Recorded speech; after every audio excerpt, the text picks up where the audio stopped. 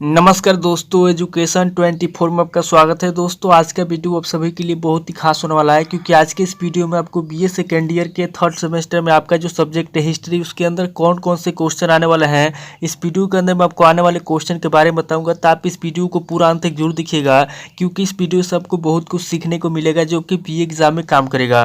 तो आइए देर न करते हुए वीडियो को शुरू करते हैं। और बीए सेकेंड ईयर के थर्ड सेमेस्टर में आपका जो सब्जेक्ट है हिस्ट्री यानी कि इतिहास, उसके अंदर जो भी क्वेश्चन आने वाले हैं उन आने वाले क्वेश्चन के बारे में जानते हैं। दोस्तों, आगे बढ़ने से पहले मैं आपको एक बात बता दूं कि इस वीडियो के अंदर मैं आपको लघु उत्तरीय प्रश्न और दीर्घ उत्तरीय प्रश्न दोनों तरह के प्रश्नों के बारे में बताऊंगा।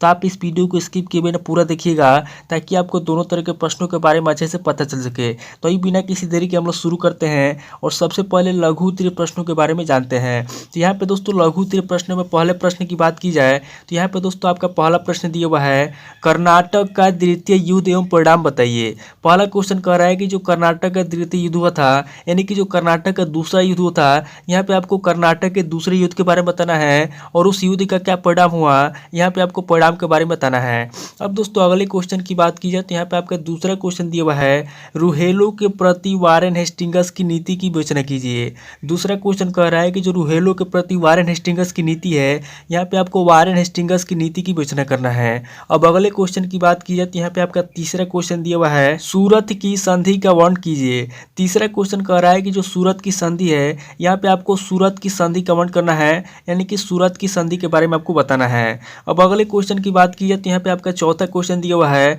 पलासी के युद्ध के परिणामों का वर्णन कीजिए। चौथा क्वेश्चन कह रहा है जो पलासी के युद्ध हुआ था, यहाँ पे आपको पलासी के युद्ध के बारे में बताना है और उसके परिणामों का वर्णन करना है। अब अगले क्वेश्चन की बात की जाए तो यहाँ पे आपका पांचवा क्वेश्चन दिया हुआ है, रणजीत सिंह की प्रारंभिक विजय पर संक्षिप्त टिप्पणी लिखिए। पांचवा क्वेश्चन कह रहा है जो रणजीत सिंह की प्रारंभिक विजय है, यहाँ पे आपको रणजीत सिंह की प्रारंभिक विजय पर संक्षिप्त में टिप्पणी लिखना है। अब अगले क्वेश्चन की बात की जाए तो यहाँ पे आपका छठा क्वेश्चन दिया हुआ है, प्रथम कर्नाटक युद्ध के महत्व एवं परिणाम की विवेचना कीजिए। छठा क्वेश्चन कह रहा है जो पहला कर्नाटक युद्ध हुआ था, यानी कि जो प्रथम कर्नाटक युद्ध हुआ था, यहाँ पे आपको प्रथम कर्नाटक युद्ध के महत्व के बारे में बताना है और उस युद्ध के परिणाम की विवेचना करना है। अब अगले क्वेश्चन की बात की जाए तो यहाँ पे आपका सातवां क्वेश्चन दिया हुआ है, रैयतवाड़ी प्रथा क्या है। सातवां क्वेश्चन कह रहा है कि रैयतवाड़ी प्रथा क्या है। सातवें क्वेश्चन के अंदर आपको रैयतवाड़ी प्रथा के बारे में बताना है। ये दोस्तों बहुत इंपॉर्टेंट क्वेश्चन है। अब अगले क्वेश्चन की बात की जाए तो यहाँ पे आपका आठवां क्वेश्चन दिया हुआ है, समाज सुधारक के रूप में राजा राम मोहन राय के योगदान का मूल्यांकन कीजिए। आठवां क्वेश्चन कह रहा है जो राजा राम मोहन राय है, यहाँ पे आपको समाज सुधारक के रूप में राजा राम मोहन राय के योगदान का मूल्यांकन करना है। अब अगले क्वेश्चन की बात की जाए तो यहाँ पे आपका नवा क्वेश्चन दिया हुआ है, लॉर्ड कैनिंग के आर्थिक सुधारों का उल्लेख कीजिए। नवा क्वेश्चन कह रहा है जो लॉर्ड कैनिंग है, नवे क्वेश्चन के अंदर आपको लॉर्ड कैनिंग के आर्थिक सुधारों का उल्लेख करना है। अब अगले क्वेश्चन की बात की जाए तो यहाँ पे आपका 10वां क्वेश्चन दिया हुआ है, लॉर्ड लिटन के कार्यों का मूल्यांकन कीजिए। 10वां क्वेश्चन कह रहा है जो लॉर्ड लिटन है, यहाँ पे आपको लॉर्ड लिटन के कार्यों का मूल्यांकन करना है। अब अगले क्वेश्चन की बात की जाए तो यहाँ पे आपका 11वां क्वेश्चन दिया हुआ है, लॉर्ड कर्जन के आंतरिक शासन की विवेचना कीजिए। 11वां क्वेश्चन कह रहा है जो लॉर्ड कर्जन है, यहाँ पे आपको 11वें क्वेश्चन के अंदर लॉर्ड कर्जन के आंतरिक शासन की विवेचना करना है। अब अगले क्वेश्चन की बात की जाए तो यहाँ पे आपका 12वां क्वेश्चन दिया हुआ है, ब्रिटिश भारत में रेलवे के विकास के विवरण दीजिए। 12वां क्वेश्चन कह रहा है जो ब्रिटिश है, यहाँ पे आपको ब्रिटिश भारत में जो रेलवे का विकास हुआ था, यहाँ पे आपको ब्रिटिश भारत में रेलवे के विकास का विवरण देना है। अब अगले क्वेश्चन की बात की जाए तो यहाँ पे आपका 13वां क्वेश्चन दिया हुआ है, 1813 ईस्वी से पूर्व की शिक्षा के स्वरूप की विवेचना कीजिए।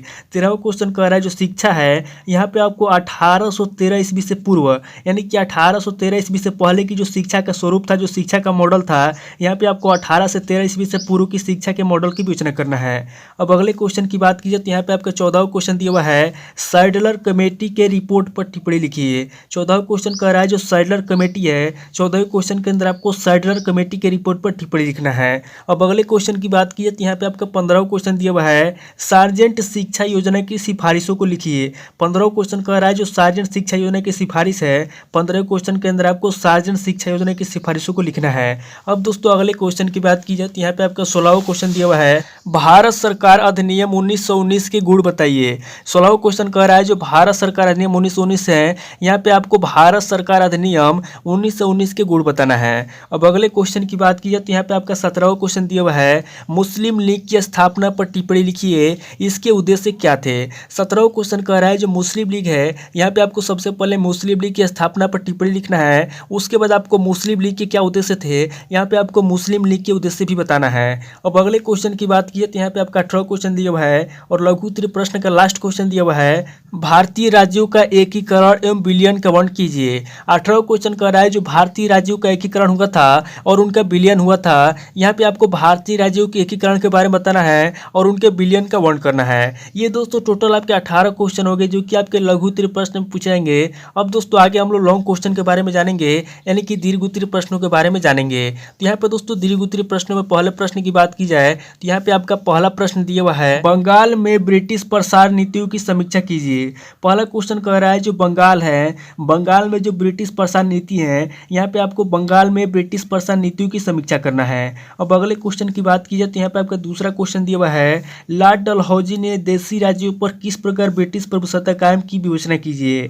दूसरा क्वेश्चन कह रहा है जो लॉर्ड डलहौजी है, लॉर्ड डलहौजी ने देशी राज्यों पर किस प्रकार ब्रिटिश प्रभुसत्ता कायम की, यहाँ पे आपको उसकी विवेचना करना है। अब दोस्तों अगले क्वेश्चन की बात की जाए तो यहाँ पे आपका तीसरा क्वेश्चन दिया हुआ है, पलासी तथा बक्सर के युद्धों का तुलनात्मक वर्णन कीजिए।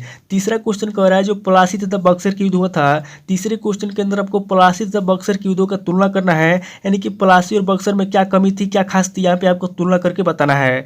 अब अगले क्वेश्चन की बात की जाए तो यहाँ पे आपका चौथा क्वेश्चन दिया हुआ है, द्वितीय आंग्ल सिख युद्ध के कारण एवं परिणामों पर प्रकाश डालिए। चौथा क्वेश्चन कह रहा है जो द्वितीय आंग्ल सिख युद्ध हुआ था, यहाँ पे आपको द्वितीय आंग्ल सिख युद्ध के कारण बताना है और उस युद्ध के क्या परिणाम हुए, यहाँ पे आपको परिणामों के ऊपर प्रकाश डालना है। अब अगले क्वेश्चन की बात की जाए तो यहाँ पे आपका पांचवा क्वेश्चन दिया हुआ है, अस्थायी बंदोबस्त से आप क्या समझते हैं, इनके गुण दोष बताइए। पांचवा क्वेश्चन कह रहा है कि अस्थायी बंदोबस्त क्या होता है। सबसे पहले आपको अस्थायी बंदोबस्त के बारे में बताना है, उसके बाद आपको अस्थायी बंदोबस्त के गुण बताना है और साथ ही साथ इसके दोष भी बताना है।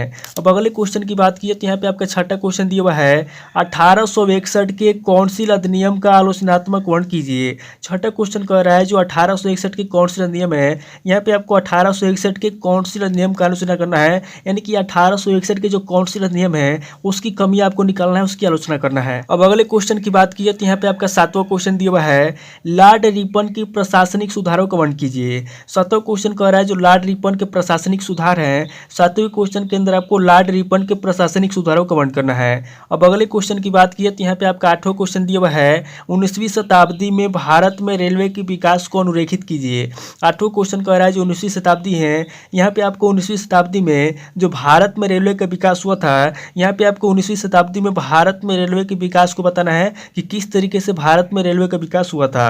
अब अगले क्वेश्चन की बात की तो यहाँ पे आपका 9वां क्वेश्चन दिया हुआ है, भारत में अंग्रेजों के अधीन शिक्षा नीति का आलोचनात्मक विवेचन कीजिए। 9वां क्वेश्चन कह रहा है जो भारत है, भारत में जो अंग्रेजों के अधीन शिक्षा नीति थी, यहाँ पे आपको अंग्रेजों के अधीन शिक्षा नीति की आलोचना करना है, यानी कि जो अंग्रेजों की शिक्षा नीति थी उसकी कमियां निकालना है, उसकी आलोचना करना है। अब अगले क्वेश्चन की बात की जाए तो यहाँ पे आपका 10वां क्वेश्चन दिया हुआ है और दीर्घ उत्तरीय प्रश्न का लास्ट क्वेश्चन दिया हुआ है, 1935 के भारत सरकार के अधिनियम पर एक संक्षिप्त निबंध लिखिए। 10वां क्वेश्चन कह रहा है जो 1935 के भारत सरकार अधिनियम है, यहाँ पे आपको 1935 के भारत सरकार के नियम पर एक संक्षिप्त निबंध लिखना है। ये दोस्तों टोटल आपके 10 क्वेश्चन होंगे जो कि आपके दीर्घ उत्तरीय प्रश्न में पूछे जाएंगे। तो दोस्तों इस वीडियो के अंदर मैंने आपको लघु उत्तरीय प्रश्न व दीर्घ उत्तरीय प्रश्न दोनों तरह के प्रश्नों के बारे में बता दिया। आप इन दोनों तरह के प्रश्नों को नोट कर लीजिए और किसी किताब से सीरीज से मिलाकर के याद कर लीजिए। दोस्तों आज इस वीडियो को मैं यहीं पे स्किप करता हूँ, मिलता है आपसे नेक्स्ट वीडियो में। अगर आपको वीडियो अच्छा लगा तो वीडियो को लाइक कीजिए, शेयर कीजिए और कमेंट करके बताइए कि आपको नेक्स्ट वीडियो किस टॉपिक ऊपर चाहिए।